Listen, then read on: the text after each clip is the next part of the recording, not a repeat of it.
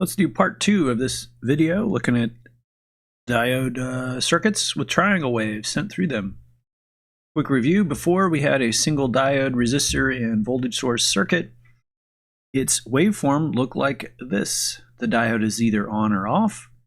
When the diode is off, this is our circuit, but we need to make sure that VA is less than VD on, either between 0.6 all the way down to 0, or including negative is good. If we determine that the diode is in fact on, or conducting, or forward biased, this is what our circuit looks like. 0.6 volt voltage source, a closed switch, and the circuit analysis is also straightforward. Add one in parallel, and now we get the same effect on both the positive and the negative side of the diode. So here's when the diode turns on, turns off. Second circuit turns on, it goes across, turns off, both are off. Now the other one is on and clamps it at negative 0.6 volts because it's backwards. Off, one on. So next up, circuit C. When this diode is off, our model of an off circuit is, or an off diode is in fact a open circuit.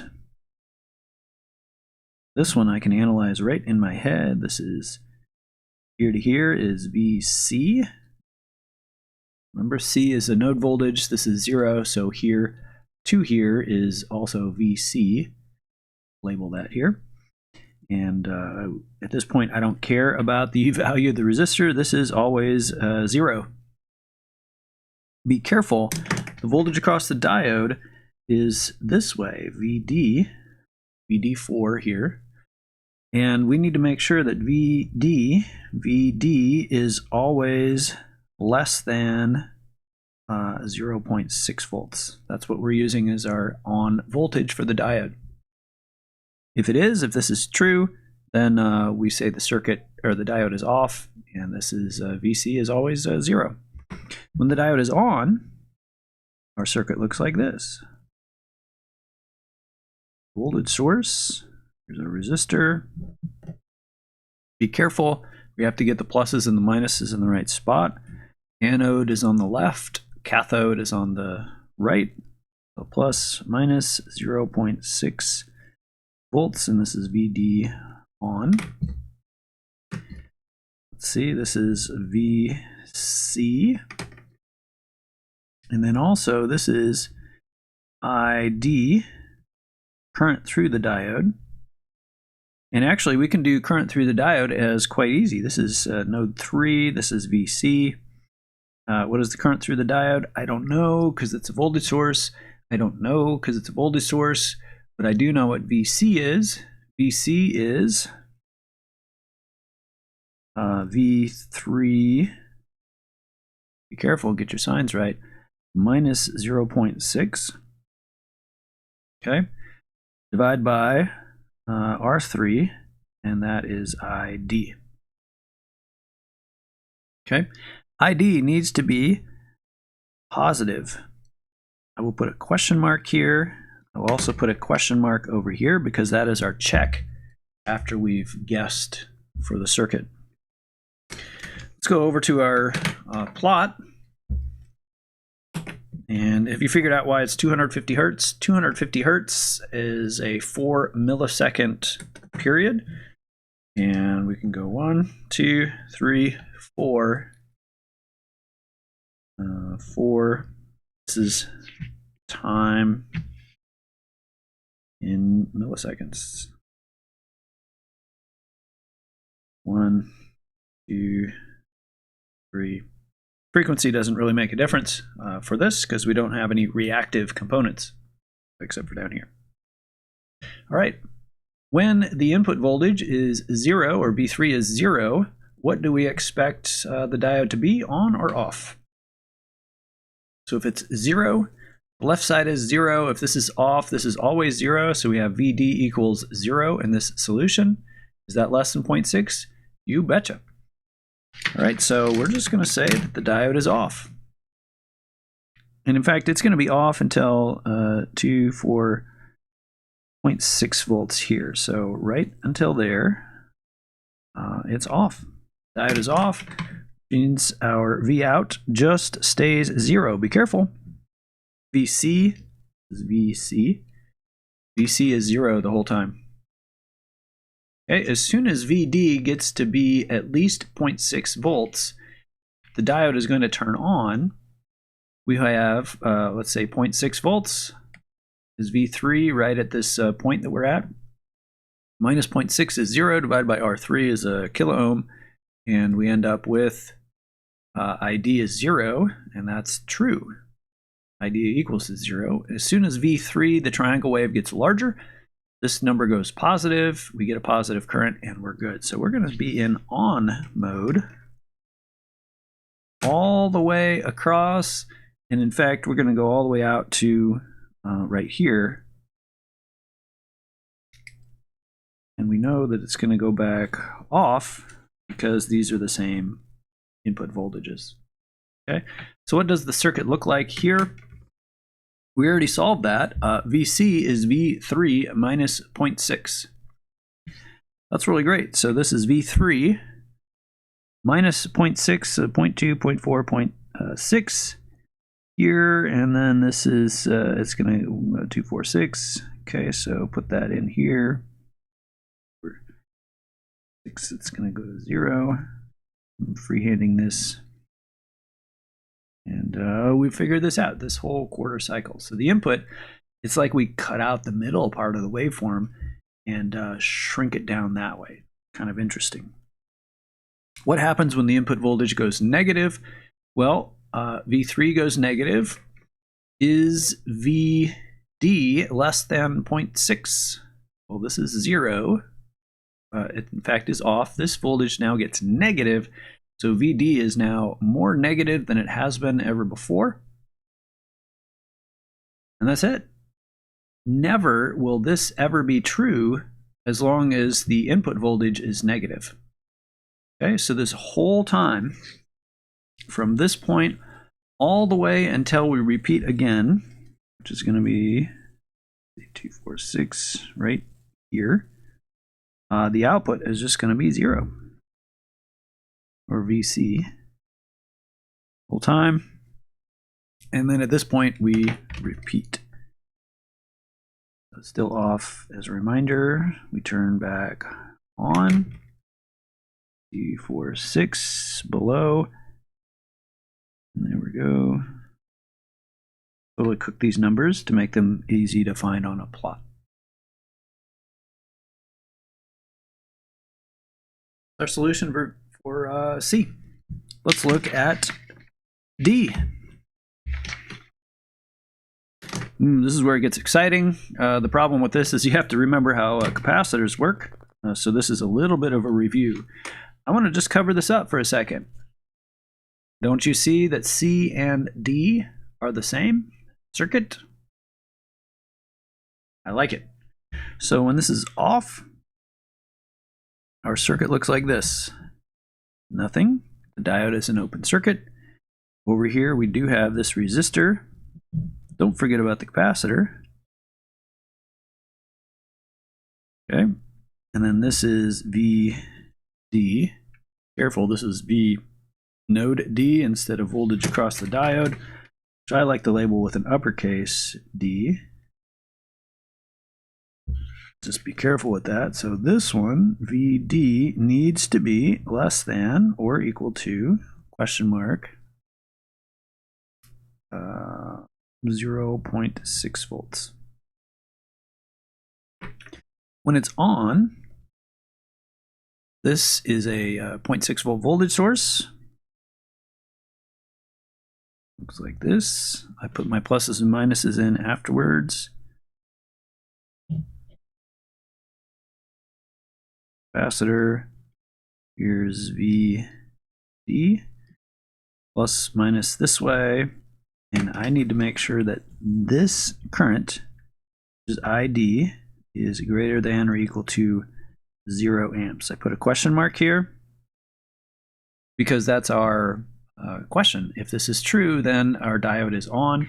If this is true, the diode is off, and we will find that these two plots will match each other. They'll both be true at the same time, but then just like at this point, right at the boundary, their solutions will be the same also. So it's not a problem. If you find that between off and on the waveforms don't match, you're just doing something wrong. So you've missed something in the circuit or misunderstood something. And that's when you ask a friend, ask a professor, or whatever. Okay, so what does this waveform look like? Draw this here. So this is 2, 1, 0, minus 1, minus 2. Should have pre-done this. Skip ahead, please. I love this ruler.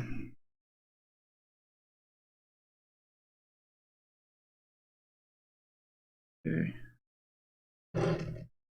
Right. So what does this look like? Now remember, the thing that we have to remember about capacitors is that these have initial conditions. So what is the voltage across this capacitor before we turn on the waveform? Well, we're going to say it's 0 because if this is off for a long time, this resistor is going to discharge this capacitor and absorb all the energy that's would have been stored in the capacitor. So we're going to start that the voltage across the capacitor is 0. Please do remember that we have initial conditions. We're going to avoid a differential equation, but not be successful for this problem. So heads up. All right. So when the input is 0, we are in the same situation that we were for the previous one. When the input is 0, the circuit, we're going to say the diode is off. VD is 0. Voltage across the diode is also indeed less than 0.6 volts. So our plot will look really exactly the same. For 6, go here, here, to here. So the diode is right to this point, off. Now, when the left voltage gets to be larger than 0.6 volts, this diode will turn on. So we have to use this one. Let me say 0.6 volts. Remember, this 0.6 is just the forward voltage of a diode, which is not 0.6. But 0.6 is a poor estimate of what it is.